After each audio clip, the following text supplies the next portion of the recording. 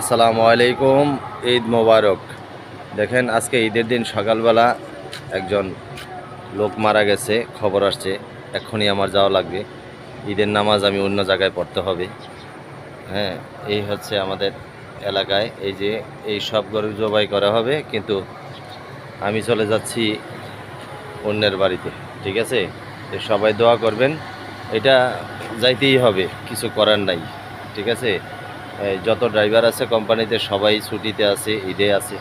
এখন আমার বাড়ি তো শহরেই, আমি এখন তো এই ঈদের উছিলা দিয়ে একটা একটা মানুষের ক্ষতি করতে পারি না। লাশটা যদি এখন একটা ব্রিজিং গাড়ি না পায়, লাশটা নষ্ট হয়ে যাবে।